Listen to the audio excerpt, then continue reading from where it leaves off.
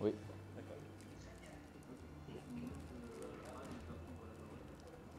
Allez-y.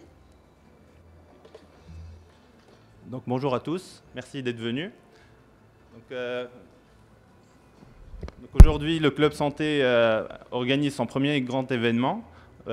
On accueille aujourd'hui donc Monsieur Pierre Lévy, Monsieur Hichem Joueber et Monsieur Wissem Rorbel en tant que modérateurs. Madame Alia Al-Hedda sera avec nous en visioconférence. Donc voilà, aujourd'hui on a choisi comme thème la santé. C'est pour ça on a insisté pour inviter des jeunes, des gens qui se lancent aujourd'hui. Donc Madame Fatma Mqadmi nous a fait le plaisir de participer à un concours de la TUJ il y a 2 ans. Elle a été lauréate. Et aujourd'hui elle nous fait le plaisir d'être parmi nous. Donc on la remercie. Voilà, donc je vais juste mettre une petite vidéo pour présenter notre club et puis on enchaînera avec la conférence. Je donne la parole à Wissem Rorbel. Bon, si la vidéo est prête, on pourrait la revoir. Bon, en tout cas, je vous remercie. Je remercie la TUJ de cette invitation et ce jeune club santé pour le travail qu'il fait. Hein. Moi-même, je ne suis pas pharmacien ni médecin. Donc je vais avoir cette responsabilité d'animer cette conférence et surtout de simplifier tous les termes. Je ne sais pas si le public est un public averti, mais si en tout cas ils sont assez avertis que moi, il faudrait que les termes soient très simples. Donc j'appelle nos intervenants à ne pas rentrer trop dans des détails techniques ou d'utiliser des termes qu'on ne comprendrait pas. Donc je vais représenter les intervenants. Nous avons avec nous Madame Alia Al-Hedda qui est fondatrice et directrice générale du groupe Opalia Pharma, l'un des fleurons de l'industrie tunisienne pharmaceutique. Mademoiselle Fatma Mqadmi qui a accepté de nous rejoindre ce matin et que je remercie, qui est dirigeante de Ondonov, une entreprise innovante dans le biomédical de l'endoprothèse. À ma droite, M. Hichem Joueber, Executive Vice President Production System at GSK, donc un acteur mondial très connu dans le secteur pharmaceutique. Et enfin, notre hôte, M. Pierre Lévy, qui est maître de conférences universitaires en économie et directeur du master économie et gestion de la santé à l'université Paris-Dauphine. Donc je vous demande de les accueillir chaleureusement, s'il vous plaît. Alors nous allons prendre à peu près 45 minutes pour vous exposer un peu l'état des lieux et les perspectives de ce secteur et ensuite on prendra vos questions. Comme c'est le cas de le dire, hein, c'est une table ronde plutôt ovale, donc on va le faire d'une manière assez conviviale et on va essayer de vous donner la parole pour poser des questions. Donc au début, je vais introduire le secteur, en tout cas l'état des lieux du secteur en Tunisie, avec quelques éléments qui vous permettraient de comprendre un peu où est-ce qu'on en est. Je passerai ensuite la parole à Madame Alia Al-Hedda qui a une vision historique, hein, c'est parmi les pionniers du secteur en Tunisie. On élargira ensuite la perspective sur le côté international avec Si Hichem à ma droite. Et puis on évoquera les questions d'access to market et de health technology assessment avec M. Pierre Lévy. Et enfin, l'un des cas pratiques avec Fatma Mqadmi et peut-être autour de cette table d'autres cas pratiques qui pourraient intervenir. Voilà. Donc le secteur en Tunisie est un secteur qui s'est énormément développé depuis les 25 dernières années.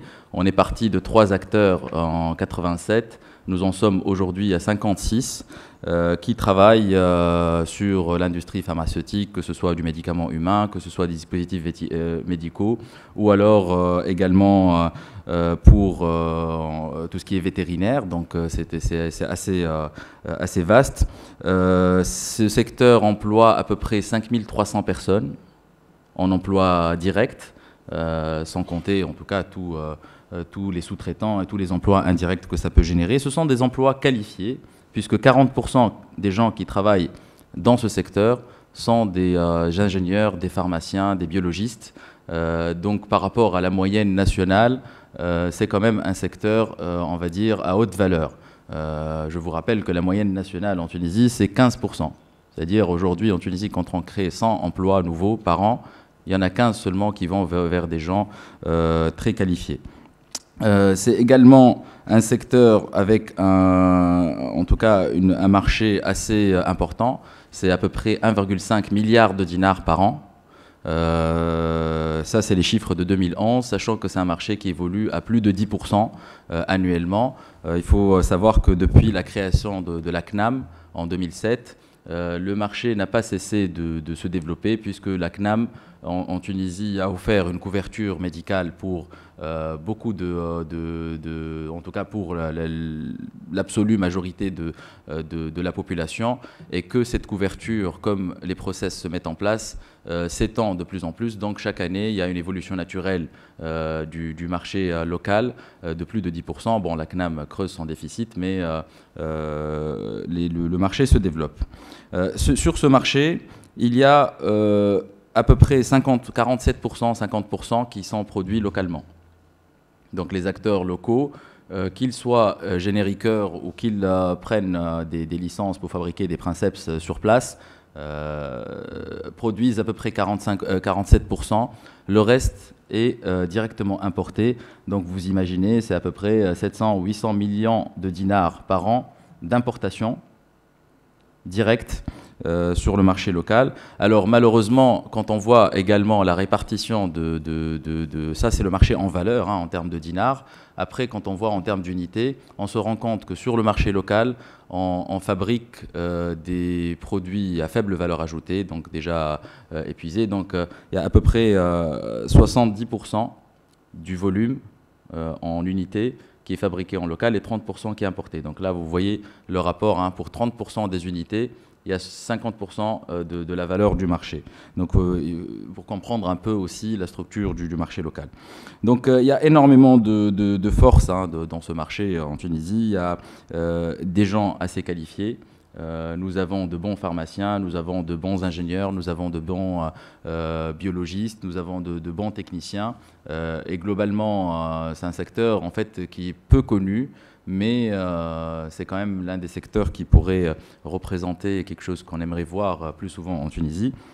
On a des réglementations qui certes sont à revoir aujourd'hui, mais ce sont de bonnes réglementations qui permettent un bon contrôle du médicament.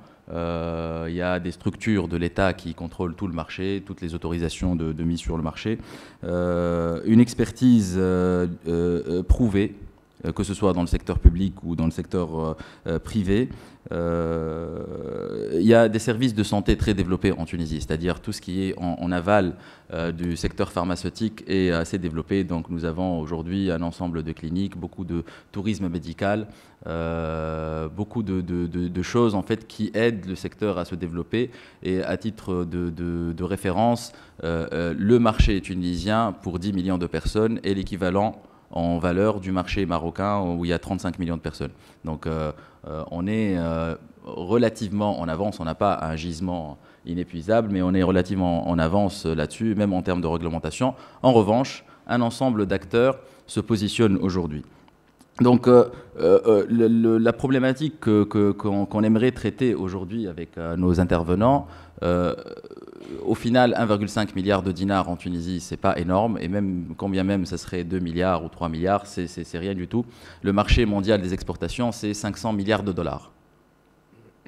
Et si jamais nous souhaitons que ce secteur en Tunisie demain emploie des dizaines de milliers de personnes, il faut qu'on arrive en tout cas à franchir cette frontière ou ce mur des frontières tunisiennes pour devenir des acteurs régionaux, voire même internationaux. Nous exportons aujourd'hui en Tunisie seulement 7% de la production. Et la vraie problématique que j'aimerais discuter aujourd'hui, c'est comment faire en sorte que ce secteur devienne un vrai secteur exportateur où on dépasse en fait les 100% de la production ou 200% de la production, comme le font d'autres pays comme Singapour, Porto Rico ou la Jordanie. On en parlera tout à l'heure avec M. Hichem. Mais avant cela, j'aimerais avoir peut-être l'avis de Madame Alia, qui est un acteur depuis plus de 20 ans dans le secteur et à qui je poserai la question de quelles sont les faiblesses aujourd'hui du secteur et qu'est-ce qui nous empêcherait d'aller au-delà de nos frontières. Bonjour Madame Ali, vous avez la parole. Bonjour tout le monde. J'aurais vraiment souhaité être avec vous, mais malheureusement pour des raisons personnelles, je n'ai pas pu me déplacer, mais j'ai quand même ce plaisir de pouvoir vous faire part un peu de mon expérience. Donc, Opalia Pharma est la vieille entreprise qui a commencé le concept en Tunisie du générique il y a déjà presque 27-28 ans. Donc, c'est elle qui est la première entreprise privée qui a mis en place une politique de générique. Évidemment, le chemin n'a pas été très très simple, il a été même très difficile et très compliqué, mais aujourd'hui, nous sommes très très très fiers de notre parcours puisque nous avons donc pu, l'année dernière, en fin d'année, faire d'Opalia un groupe international puisqu'elle a été achetée par le groupe Recordati, la multinationale italienne. Une multinationale italienne. Donc Opalia Pharma aujourd'hui appartient à un groupe international et qui a sur le plan stratégique pris le capital d'Opalia à 90%, puisque moi j'en suis encore leur associé, pour une stratégie MENA-Afrique. Donc pour vous dire que la Tunisie peut être vraiment pour demain une excellente plateforme de développement pour l'industrie pharmaceutique en général, puisque la Tunisie historiquement a été un vrai pont entre l'Afrique et le Moyen-Orient. À partir de là, nous allons avoir brossé un peu ce parcours d'Opalia avec ce développement stratégique sur le MENA et l'Afrique. Nous sommes déjà très présents en Afrique, nous, sur toute l'Afrique francophone, et nous continuons notre politique de développement sur l'Afrique francophone. Aujourd'hui aussi, nous sommes en train de démarrer une politique au niveau du MENA pour des raisons surtout de marchés nouveaux pour pouvoir se positionner autrement à partir de la Tunisie.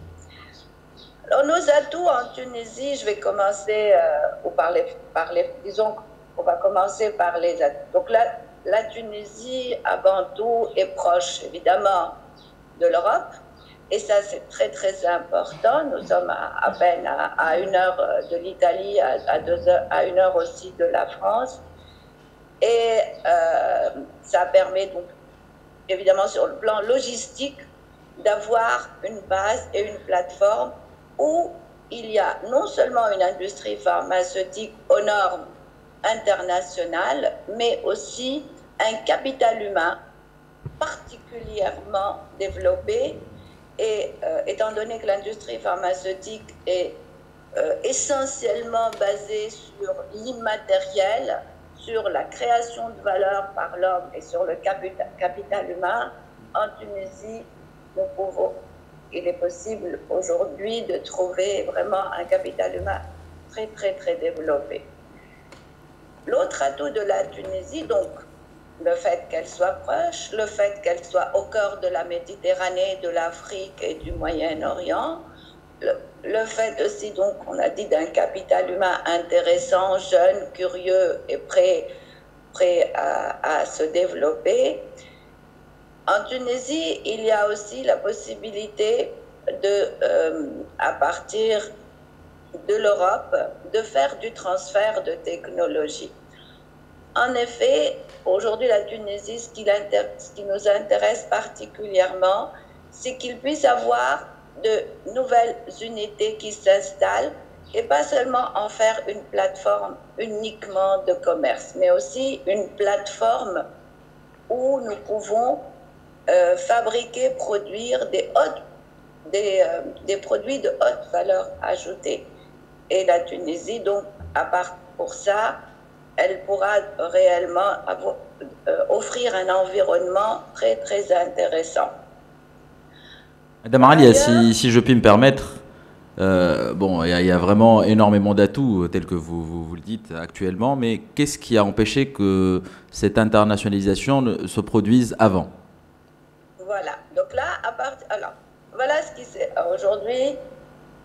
Ce qui a manqué à la Tunisie, il y a des faiblesses réglementaires et aussi et surtout, ce qui est très intéressant, à un moment donné, le développement de l'industrie pharmaceutique a été vraiment très très rapide parce qu'il y a eu une décision où il était possible que tous les produits qui soient fabriqués localement ne soient plus importés.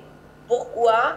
Parce que à un moment donné, le fait qu'il y ait la dégradation de l'euro faisait que les produits étaient compensés. Et donc, à l'époque, pour pouvoir, dans un premier temps, limiter la compensation, et aussi pour pouvoir aider à la construction de l'industrie pharmaceutique, il a été décidé que les produits fabriqués localement puissent ne plus être importés.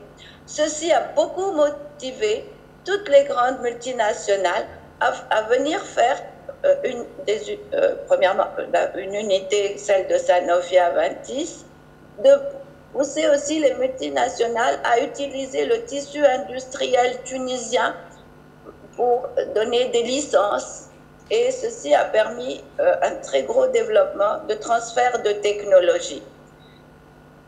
Ce qui était après, cette corrélation a été enlevée et le fait que la corrélation soit enlevée, évidemment, tous les labos sont aujourd'hui ne font que de la Tunisie un centre de commerce et non un centre de développement industriel.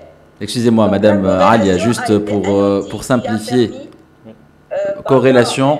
Longtemps, l'installation de beaucoup d'entreprises en Tunisie et beaucoup de multinationales sont venues et fabriquer localement leurs produits et aussi construire de nouvelles usines en Tunisie. Puis après, quand sur le plan réglementaire, cette corrélation a été enlevée, malheureusement, entre guillemets, c'est devenu seulement de l'importation uniquement. Alors juste pour vous expliquer, donc si je comprends bien, Madame Alia et tous les autres spécialistes du secteur, corrélation, c'est que jusqu'à l'année 2005, tous les produits qui étaient importés et qui commencent à être fabriqués localement bénéficiaient d'une protection. C'est-à-dire, à partir du moment où un acteur local commence à produire un produit importé, il était protégé et on n'importait plus ce produit.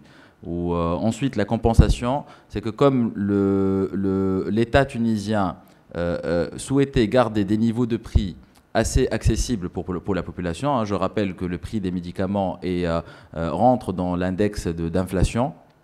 Donc même si le produit avec la dégradation du dinar versus l'euro est acheté à 20 €, il est vendu au public à 5 dinars et le reste est compensé par la pharmacie centrale.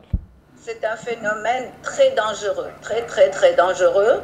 Et aujourd'hui, il est en train de détruire complètement l'industrie pharmaceutique tunisienne pour la simple raison que nous compensons des produits importés jusqu'à 70% de leur prix public, parce qu'en Tunisie, comme dans tous les pays du monde, les prix publics du médicament est auto-homologable et il ne change pas de sitôt. Donc la pharmacie centrale compense des produits jusqu'à 70%. Et donc ce phénomène-là tient les prix faussement bas et donc ne permet pas aussi à l'industrie du générique de se développer, puisque ces produits sont bas, pas de manière réelle. Donc comme en général les génériques sont indexés sur le prix des leaders, donc même le générique n'arrive pas à sortir ni de près ni de loin parce que son prix de référence est maintenu faussement bas. Et tout ça est en train réellement de pervertir le système et de détruire aussi le développement. Et l'industrie locale in situ, parce que c'est du dumping qui est vraiment très dangereux.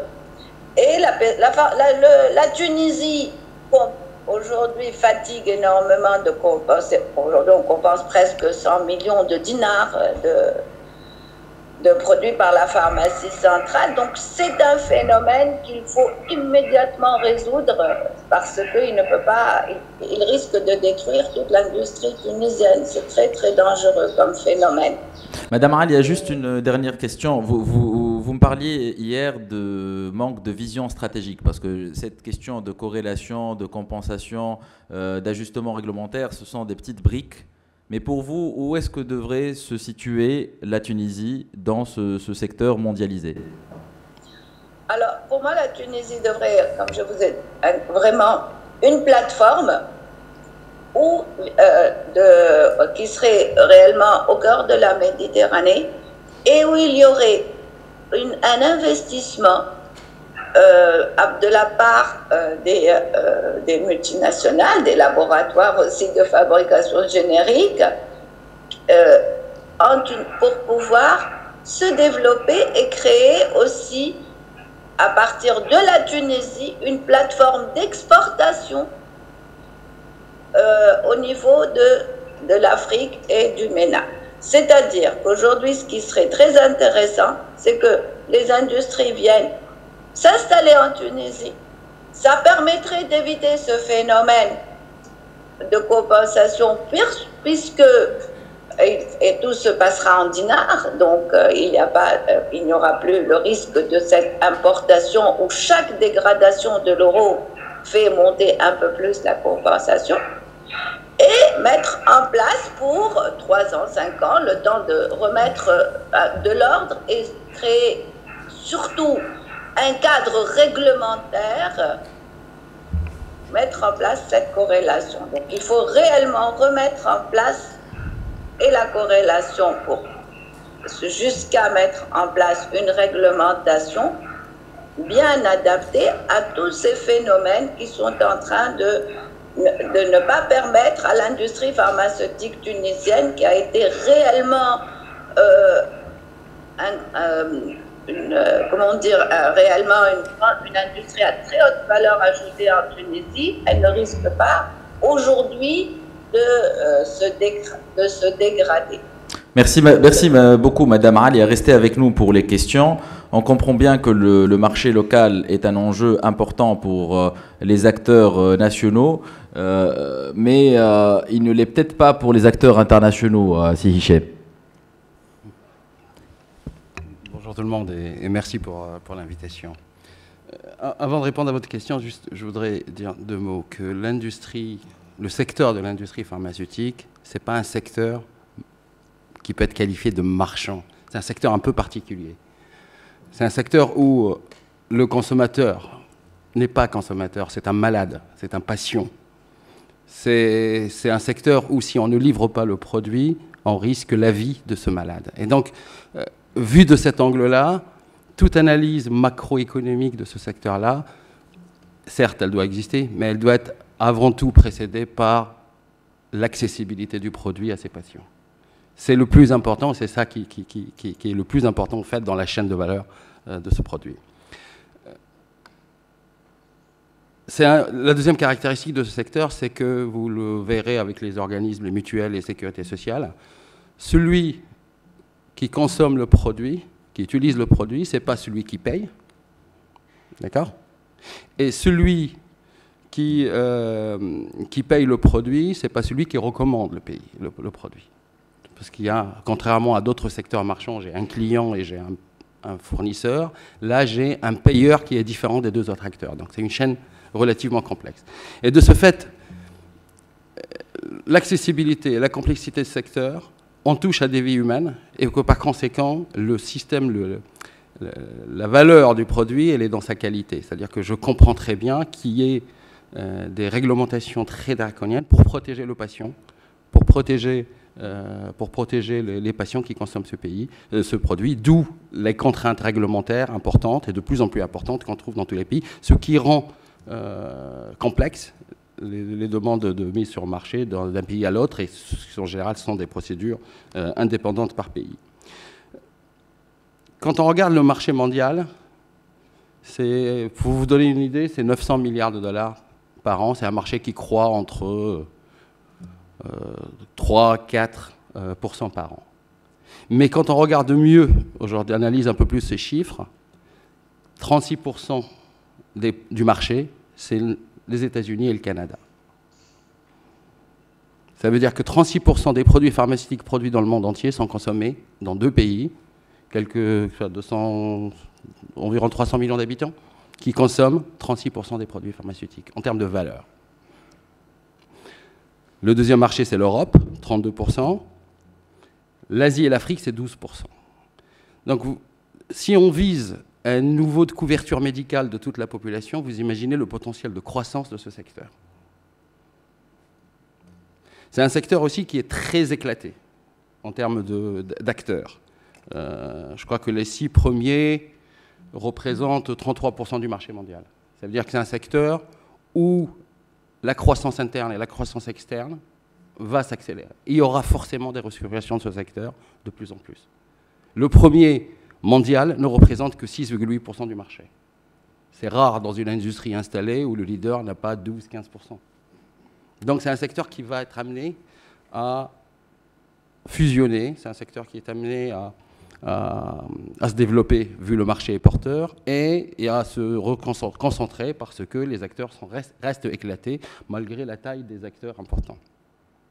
Ce qui est pour mon avis une opportunité, et on l'a vu, un certain nombre de grands laboratoires ont commencé à acquérir des laboratoires locaux en Tunisie, d'ailleurs le cas d'Opalia est un exemple, dans cette recherche de croissance externe et d'extension de marché.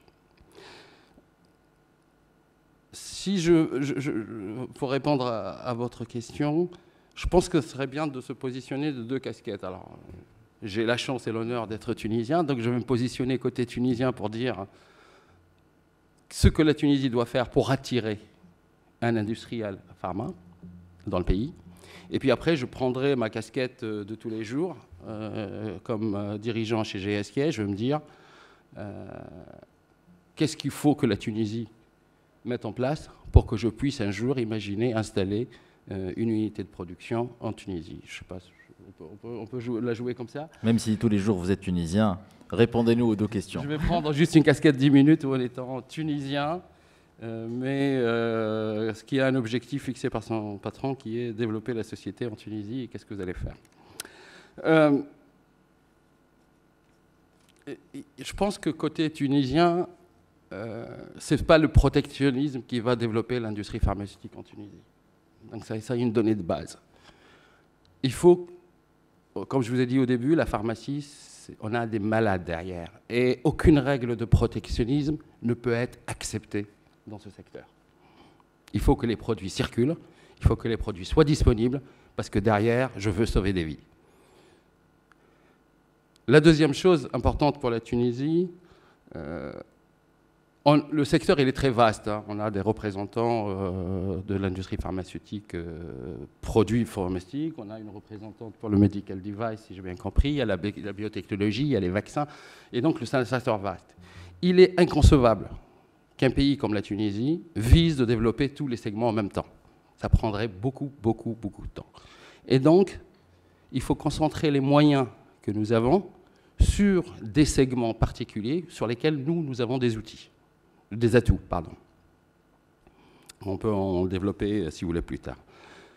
Donc, cette stratégie que j'appelle laser, focalisée sur les segments où on a des atouts à développer en Tunisie. Alors, lesquels, selon vous?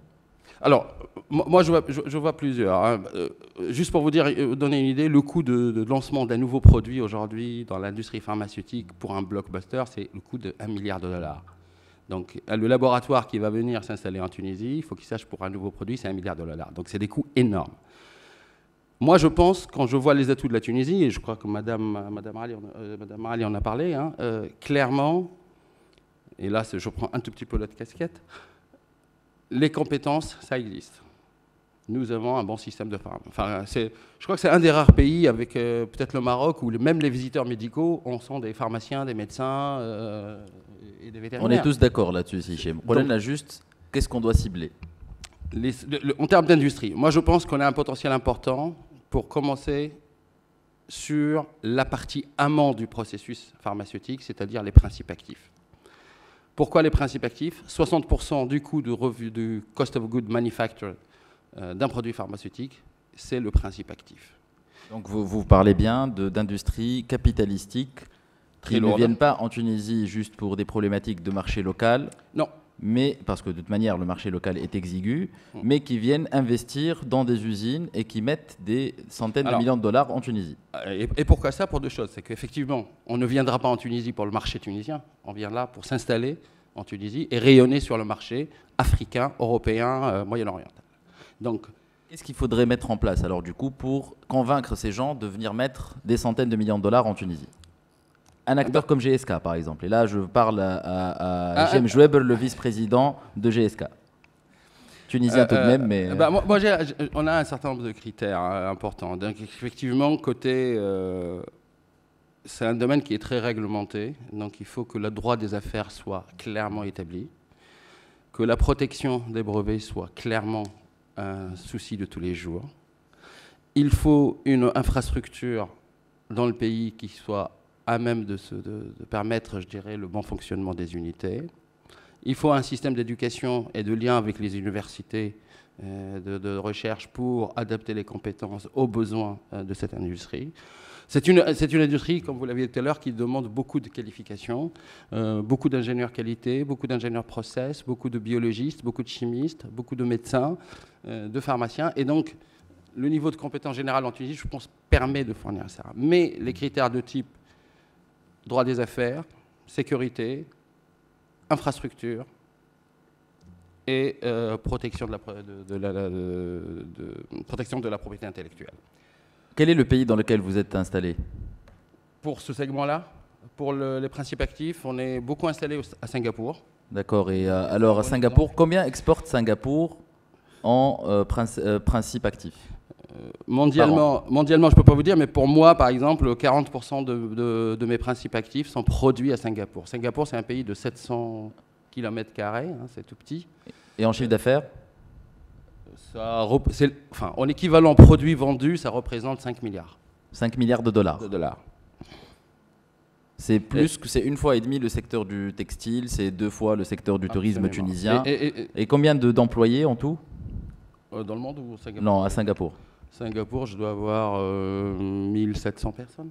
1700 personnes qui exportent 5 milliards de dollars. Et il faut juste en fait avoir en tête ce type de rapport pour les choix que fera la Tunisie des secteurs prioritaires, on va dire. Et d'ailleurs, l'exemple du Singapour, je pense que c'est sur ce segment-là, je dirais, des principes actifs pharmaceutiques.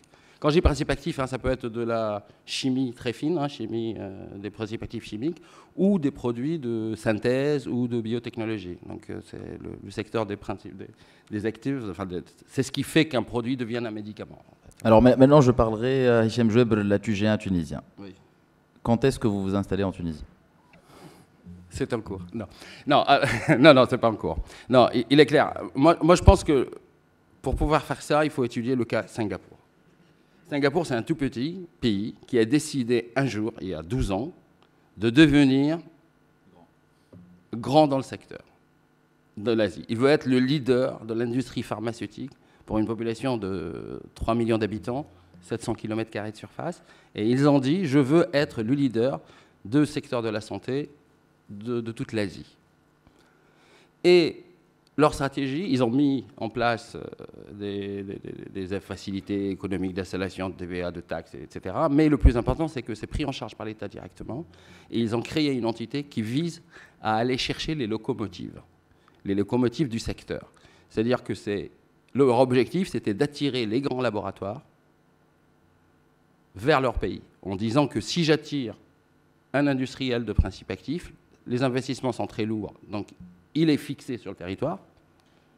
C'est un investissement à haute valeur ajoutée, donc la valeur de mes exportations va augmenter. Et si je fais ça, un laboratoire qui va fabriquer son principe actif dans un pays, il va attirer ses fournisseurs, il va attirer ses propres unités de production, de packaging éventuellement, et du coup, il va constituer le train. C'est-à-dire, si j'attire la locomotive, les wagons vont suivre.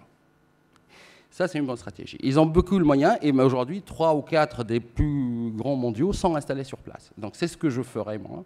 Moi, demain, si je trouve toutes les conditions nécessaires pour installer une entité solide en Tunisie, ça sera un dossier à considérer. Bon, merci beaucoup, Si Hichem.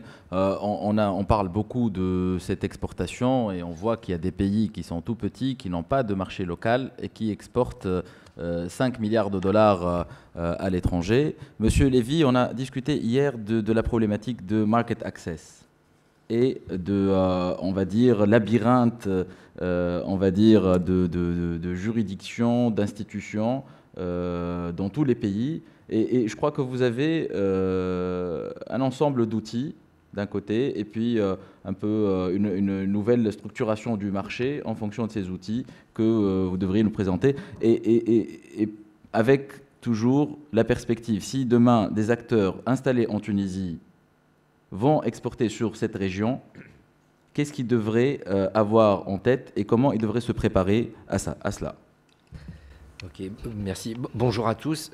En tous les cas, ne me demandez pas si Dauphine vient s'implanter à Tunis, c'est déjà fait. Donc, ça, c'est pas mal. Bon, on va essayer de se maintenir et de se développer. Alors, pour commencer, je voudrais en remettre une couche après Monsieur Joabert pour vous dire qu'à mon avis, les produits de santé, c'est pas des yaourts. Hein, et que il faut, à mon avis, faire très attention à ça. C'est que je comprends bien qu'il y ait et c'est un peu le sujet de la table ronde, une thématique industrielle. Et on vient de parler à l'instant vraiment de production, un peu comme des yaourts. Hein, enfin, c'est-à-dire, est-ce qu'il faut être en amont, en aval, faire le packaging ou pas?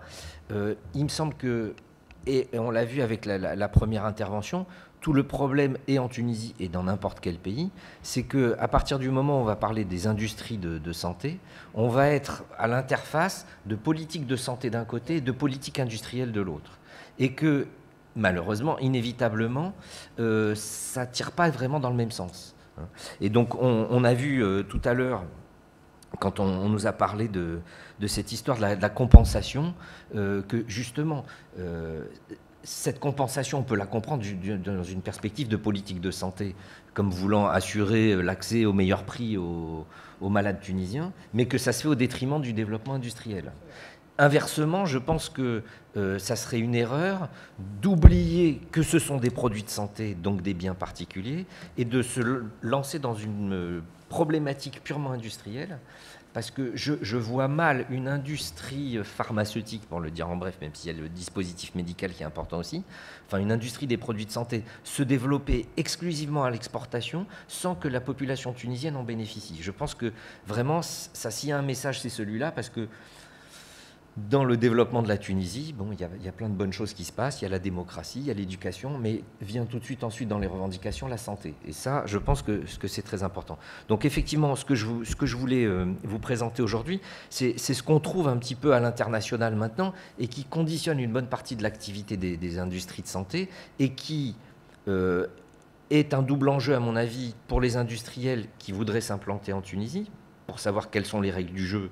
Elles sont quand même pas très claires et on a vu qu'elles sont changeantes, mais aussi pour les industriels tunisiens qui voudraient jouer un jeu industriel international.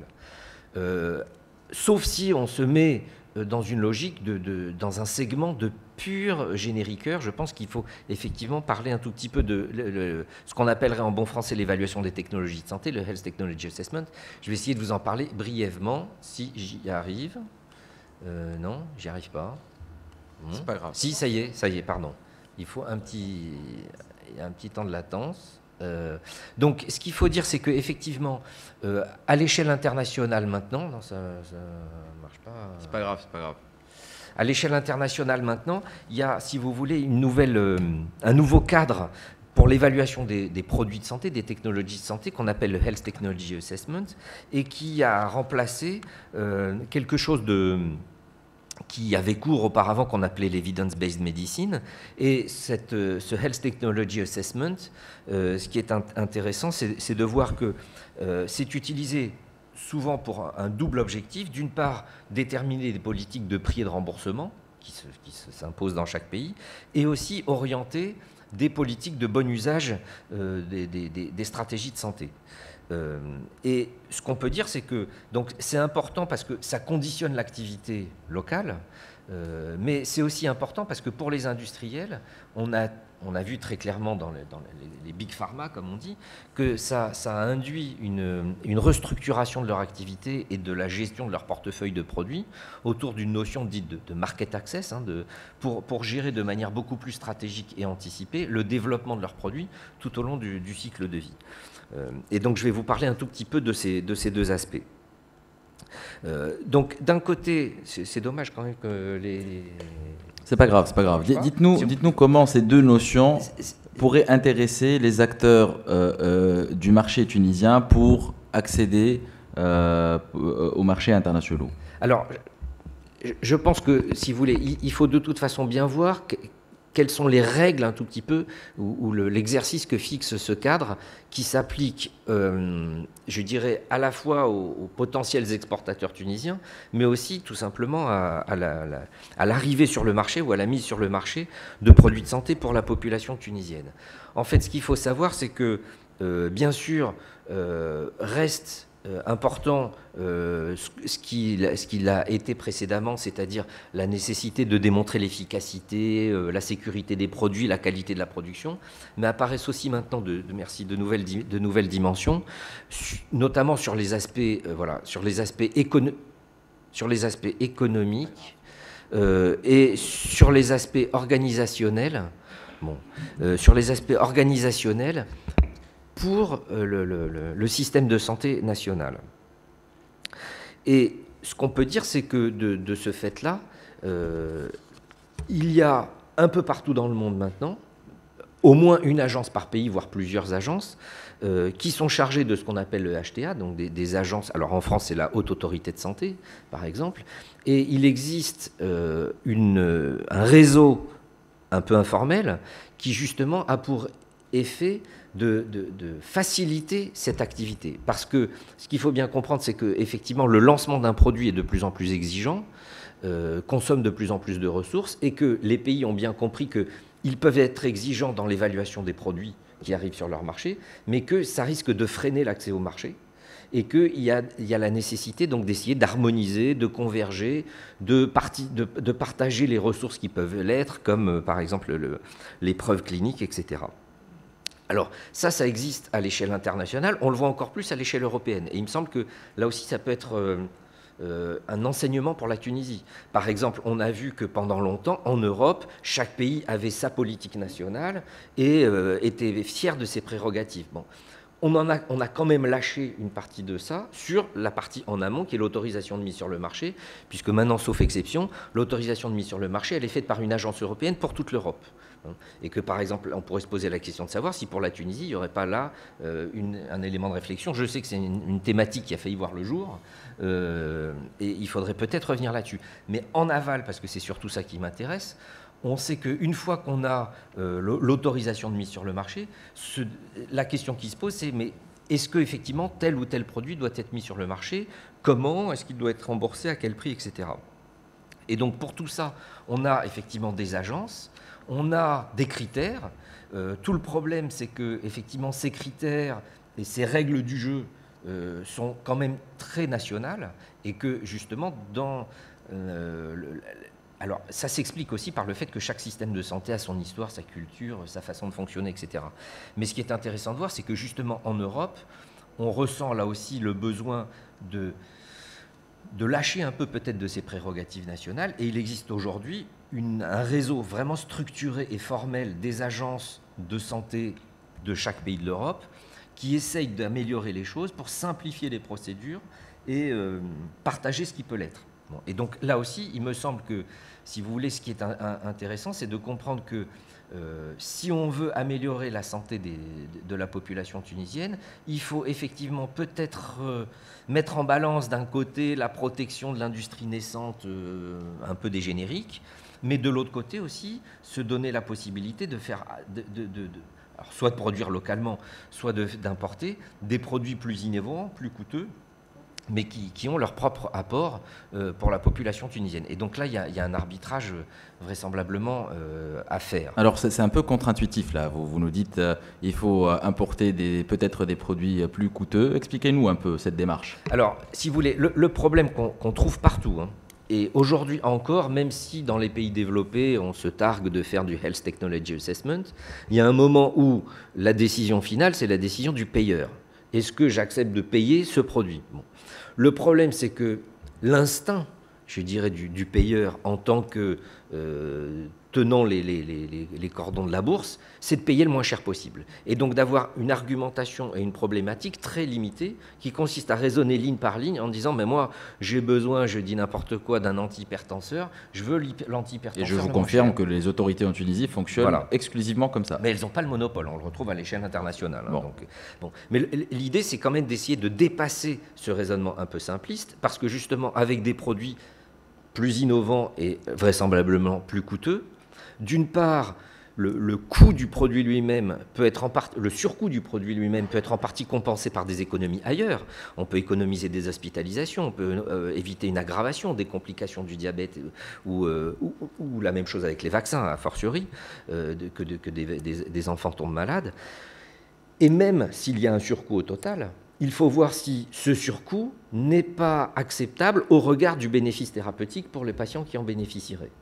Parce que si on arrive à prolonger l'espérance de vie, et globalement on voit bien que c'est le cas, surtout l'espérance de vie en bonne santé, ça peut être un apport à ne pas négliger. Et donc l'idée c'est, chacun peut avoir ses critères de décision, mais ce qu'on voit apparaître avec le Health Technology Assessment, c'est effectivement des outils qui permettent un peu de structurer la discussion et la négociation, et qui sont des éléments communs. Alors ça n'empêche qu'effectivement ensuite chaque pays peut avoir ses propres éléments de décision et ses propres critères de décision. Mais l'idée, c'est qu'en tous les cas, que ce soit pour se développer en Tunisie ou pour exporter, il faut être conscient que ce sont les nouvelles règles du jeu et qu'un fabricant d'un produit de santé qui n'est, je le répète, pas un yaourt, il doit nécessairement se structurer maintenant autour de cette question-là. Et donc, pour terminer là-dessus, j'anticipe peut-être votre question, ce qui me semble important, c'est de comprendre et de voir, alors là, les leçons de l'expérience dans l'industrie pharmaceutique mondiale, c'est que tous les labos pharmaceutiques, partant bien souvent d'une structuration qui n'était pas pertinente ou qui n'était pas efficace pour répondre à ces besoins des régulateurs, disons, ou des acheteurs, se sont restructurés autour de cette notion de market access, d'accès au marché, parce que ça nécessite, si vous voulez, de gérer de manière beaucoup plus anticipée et précoce le développement d'un produit pour voir quelles vont être les indications, quelles vont être les zones de prix possibles, les niveaux de remboursement, la taille de la population cible, et donc voir jusqu'où il faut développer le produit ou pas. Et quelles sont les preuves qu'on va nous demander à l'accès au marché pour être capable de les produire le moment venu et pas attendre le dernier moment. Et donc on voit un petit peu partout que justement, donc les structures en département traditionnels où on avait d'un côté le département des affaires économiques, le département réglementaire, etc., tout ça est remis en cause, explose et restructuré autour d'une notion de market access qui demande des nouvelles compétences. Et donc, je dirais que s'il y a des nouveaux entrants, s'il y a des nouveaux acteurs, il faut absolument que, en plus de toutes les compétences que vous avez mentionnées qui sont du côté production, en aval, il faut bien voir que si vous avez le meilleur produit du monde, mais que vous n'avez personne qui est capable de le valoriser, de le mettre en valeur et de démontrer ce qu'on appelle la valeur du produit, eh ben, vous n'aurez pas une stratégie. Alors, je vous remercie pour cette excellente transition, parce que le cas pratique ici présent, représenté par Fatma Mqadmi, est une entreprise, une start-up qui est dans les biotechnologies, dispositifs médicaux, c'est complètement innovant, et vous êtes installé d'abord en France pour adresser cette question au market access. Je crois qu'il y a également quelque chose de prévu, une usine ou un atelier en Tunisie, une salle blanche, hein, telle que vous l'appelez, et qu'il y a énormément de choses qui manquent sur place pour pouvoir être aux différentes normes. Oui. Pouvez-vous nous raconter ça, Fatma ? Exactement. Alors, donc nous, Endonov, c'est une start-up dont l'objectif est de développer, enfin concevoir déjà, développer et commercialiser des dispositifs médicaux implantables, des endoprothèses de l'aorte. Alors, oui. Ça veut dire quoi, là ? Alors, c'est quoi une endoprothèse de l'aorte ? En fait, de manière pratique, c'est un petit tube qui vient traiter les anévrismes de l'aorte. Alors, c'est quoi un anévrisme ? Il y a pas mal de pharmaciens dans la salle. Moi, je ne suis pas pharmacien. Voilà, moi non plus, je suis ingénieure. Donc, voilà, comme quoi on peut travailler dans la santé sans avoir un parcours 100% médical. Alors, pour en revenir à l'anévrisme, donc l'anévrisme, c'est une perte de parallélisme des parois de l'artère. Donc dans l'aspect devient celui d'une boule. Donc avec le temps, cette boule augmente systématiquement de volume, ce qui fragilise la paroi artérielle. Il y a donc un risque d'éclatement, donc de décès dans 80% des cas. D'où l'intérêt d'opérer avant cette rupture. Et donc qu'est-ce qu'on fait? C'est ou de la chirurgie ouverte, ou donc mieux, on va implanter.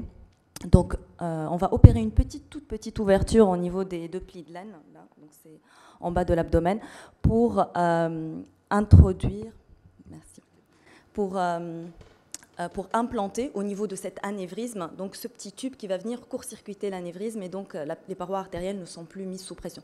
Donc c'est beaucoup moins invasive que la chirurgie ouverte, et donc d'où l'intérêt pour les patients. Oui. Alors vous voulez vous installer en Tunisie, Oui. Et il y a plein de corps de métier, plein de choses qui manquent. Alors, effectivement, donc nous, aujourd'hui, nous avons une unité pilote ici en France, au Mans, et donc notre objectif est d'en créer une unité miroir en Tunisie. Alors, quelles sont les difficultés que nous rencontrons dans cette démarche? Je dirais qu'il y a des difficultés à 3 niveaux. Donc, d'abord, la disponibilité de l'information, simplement. C'est-à-dire, en gros, les sous-traitants, parce que c'est toute une chaîne de production, enfin de la production jusqu'à la mise sur le marché. Donc, les différents sous-traitants pour la matière première, pour les consommables, etc. L'information n'est pas disponible, donc il faut aller la chercher. Et voilà, et c'est pas facile à trouver. Donc, deuxième niveau, donc si on la trouve, cette information, donc si on trouve des sous-traitants, alors des sous-traitants certifiés, parce que nous, notre objectif, nous sommes une entreprise à fort potentiel d'exportation, donc voilà, on n'est pas, le marché tunisien est tout petit et donc est même insignifiant, donc nous avons un fort potentiel à l'exportation, et donc il nous faut être aux normes européennes et américaines. Donc du coup, il nous faut des sous-traitants certifiés pour pouvoir les solliciter. Troisième niveau, la disponibilité de qualification de pointe. Donc voilà, vous en parliez. Effectivement, alors, il y a des compétences dans la santé en Tunisie. On forme des acteurs de la santé compétents, mais pas dans tous les domaines, notamment donc l'aspect qualité, donc des ingénieurs de qualité accès pharma, ou DM, donc il n'y en a pas beaucoup.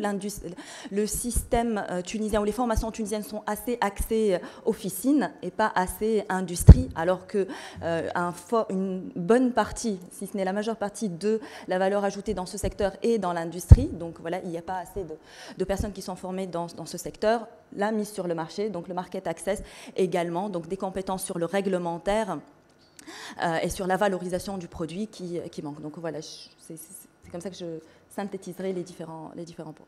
Je vous remercie et je vous souhaite beaucoup de chance.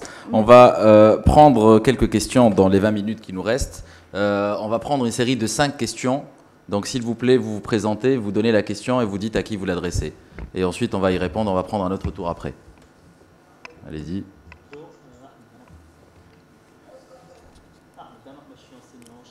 En management dans une école de commerce. Question à M. Hicham Joueber.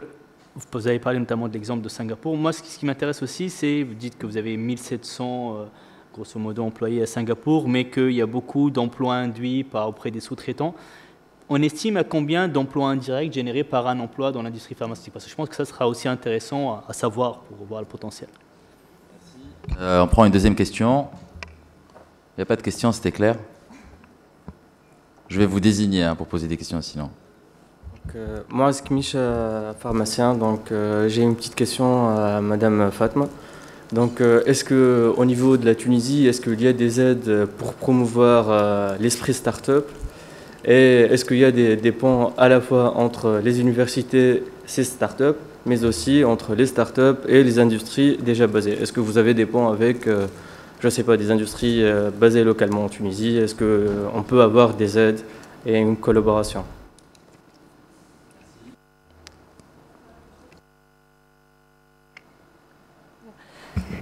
Farah Ouchteti, chercheur biologiste.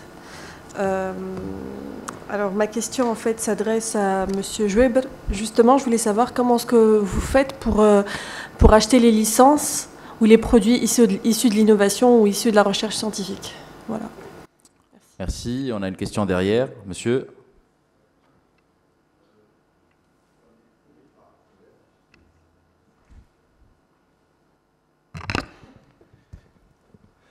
Bonjour tout le monde, Walid Salem, manager qualité à Paris. Ma question s'adresse à Monsieur Lévy concernant le remboursement des produits. En France, ici, il y a la certification de la visite médicale qui permet de négocier les prix de remboursement. Est-ce que ce système peut être transposable en Tunisie ou pas? Voilà. Et on prend une autre question.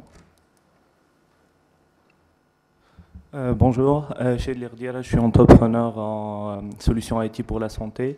Donc ma question, c'est pour le cas jordanien. La Jordanie est un leader dans l'industrie pharma dans la région. Donc j'ai voulu savoir quels sont les atouts de la Jordanie par rapport à la Tunisie. Qu'est-ce qui est intéressant de voir par rapport à ce cas-là? Merci. Et, on va commencer par Fatma. Les femmes d'abord. Merci. Alors, est-ce qu'il y a des aides aux startups? Des aides aux startups. Donc, en gros, en Tunisie, il n'y a pas d'aide sectorielle spécifique au secteur. En tout cas, moi, de mon expérience, il n'y a pas d'aide spécifique à ce secteur. Il y a donc le système, on va dire, commun à tous les secteurs d'aide à l'investissement dans certaines régions. Donc, pas de choses spécifiques. Effectivement, et ça fait partie des points qui sont, je pense, à travailler, parce qu'aujourd'hui, en France, c'est pour ça d'ailleurs que nous avons commencé en France, c'est tout l'intérêt de la chose, il y a des incubateurs spécifiques pour l'industrie biomédicale, et donc des infrastructures complètement établis qui nous permettent d'avoir accès à une salle blanche à un coût quasiment, à un coût inexistant. Donc voilà, on arrive, quelque part, on met les pieds sur la table et on commence à produire. Ce qui nous permet d'être directement opérationnel et de nous intéresser aux aspects qui sont fondamentaux dans la mise sur le marché de notre dispositif, donc nos propres procédures et notre propre dossier de marquage CE. Donc pour conclure, c'est les deux choses sur lesquelles donc, on doit travailler, des aspects sectoriels, c'est-à-dire des infrastructures d'incubateurs par secteur, et puis également des aides à l'innovation, parce que ce sont des activités qui ne permettent pas de générer un chiffre d'affaires directement. Donc, il y a un temps de latence avant de pouvoir faire vivre une société. Et donc, il faut, en France, en tout cas, on a accès à un certain nombre de subventions publiques qui nous permettent donc de passer au stade industriel à partir de l'innovation. Merci Fatma. Monsieur Lévy, la négociation des remboursements, est-ce que c'est applicable à la Tunisie? Pardon, je vous coupe le micro. C'est une question très, très complexe. Ce qu'il faut dire d'une manière générale, c'est que si on simplifie un peu, donc là on est dans la question de la régulation un peu des dépenses de santé ou d'une partie des dépenses de santé. Vous avez deux types de pays. L'Angleterre d'un côté, l'Allemagne aussi, c'est des pays à prix libre. C'est-à-dire l'industriel décide de son prix et la seule décision de l'assurance maladie ou du payeur, c'est ce que je le mets sur ma liste des produits remboursés ou pas. Bon. Ce qu'il faut dire, c'est que ce modèle qu'on croyait être un modèle qui allait se généraliser, parce que c'est le modèle libéral, même si derrière on régule les profits en fait, c'est un modèle qui semble avoir vécu puisque les Anglais et les Allemands sont en train de l'abandonner. Et donc, miraculeusement, pour une fois, il semble que le modèle français, même si on n'a pas le monopole de ce modèle, se développe, c'est-à-dire un modèle où non seulement il y a une décision par l'acheteur de rembourser ou pas le médicament, mais aussi de négocier le prix. Hein, on n'est pas en prix libre, on est en prix administré. Et donc, là, si vous voulez, toute la question qui est en suspens, si on dit oui, il est logique que nous régulions les prix, c'est de savoir sur la base de quels critères.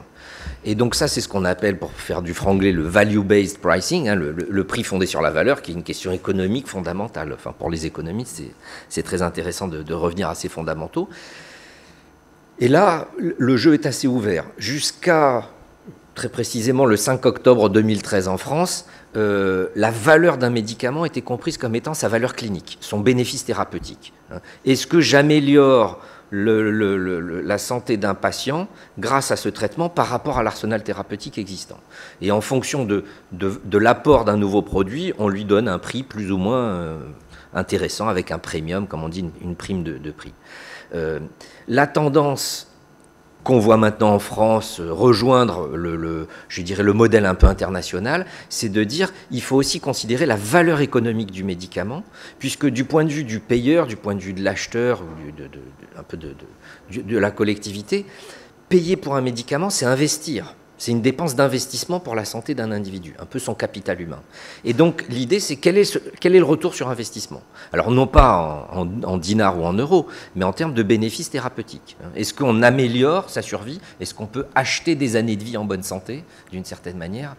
Voilà. Et donc tout le jeu maintenant, c'est d'utiliser des modèles qui permettent d'évaluer ça. Et de plus en plus, le prix est fondé là-dessus. Ça répond à votre question. Il me semble que, si vous voulez, en termes de méthode et d'outils, c'est un petit peu ce qui se passe partout. Ça n'empêche que chaque pays décline cet exercice-là à sa façon. Les Allemands ne le font pas comme les Anglais, qui ne le font pas comme les Français, etc. Et les critères in fine sont différents et le prix obtenu est différent. Mais si vous voulez, il me semble qu'effectivement, ça permet de structurer la négociation de prix et que de ce point de vue-là, les outils et les méthodes ont vocation à se généraliser, ce qui n'empêche absolument pas que la décision reste ensuite libre et à l'échelle nationale. Merci. Alors si Hichem, le nombre d'emplois indirects, les achats de licences et la Jordanie, voilà. Je vais commencer par les emplois indirects. Je pense qu'on n'est pas très différent d'une autre industrie dans ce domaine, mais tout dépend de ce que vous allez faire. C'est-à-dire, si vous faites uniquement le principe actif, vous allez générer des fournisseurs, enfin des salariés chez les fournisseurs qui vous livrent la matière première, les services, l'ingénierie, la maintenance, etc. Donc, nous sommes à peu près dans les ratios de l'industrie, 1/6, me paraît raisonnable. Mais plus vous avancez dans la chaîne de valeur, c'est-à-dire que après le principe actif, vous avez tout ce qui est fabrication pharmaceutique elle-même, ou la galénique, et puis après le packaging. Donc plus vous intégrez votre chaîne de valeur localement, plus vous allez générer. Mais entre 1,6 et 1,10, ça paraît un bon ratio aujourd'hui, en intégrant tout l'approvisionnement, les services associés aux usines, etc. L'histoire de comment on fait pour les licences et les nouveaux produits. GSK, sur les 26,5 milliards de pounds de chiffre d'affaires, nous dépensons 4 milliards en R&D. Donc nous avons des centres de R&D un peu partout, que ce soit dans le vaccin, biotechnologie ou les autres segments du marché, respiratory et autres, un peu partout dans le monde. On en a aux États-Unis, Canada, Japon, US, etc.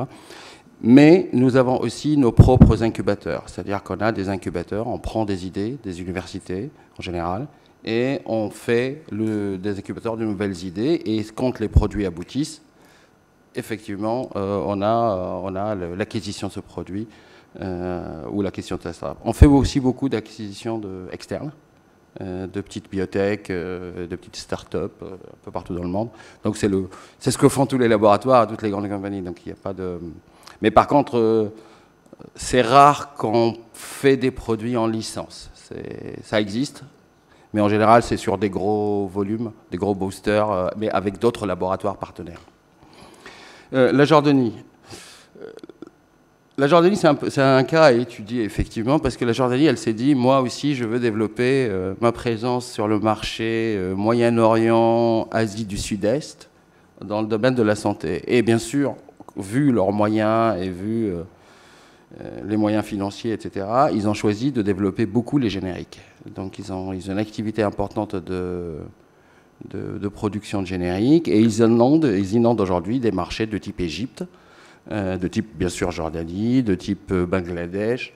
Et donc ils ont une stratégie qui a été développée depuis une dizaine d'années aussi, et ils se sont concentrés sur les génériques, et uniquement les génériques. C'est-à-dire il n'y a pas des produits, je dirais, princeps définis par des laboratoires jordaniens. Et ils ont réussi à développer quelques laboratoires qui aujourd'hui ont une présence importante dans le domaine des génériques. Donc leur stratégie, c'est plutôt ça, quoi. Merci beaucoup. Je ne sais pas s'il y a d'autres questions. Oui, allez-y. Moi, j'ai une question, parce qu'il me semble qu'éventuellement, il y aurait un potentiel pour la Tunisie. Certes, j'imagine qu'il y a un potentiel très important, compte tenu des chiffres que vous nous avez donnés, sur les génériques.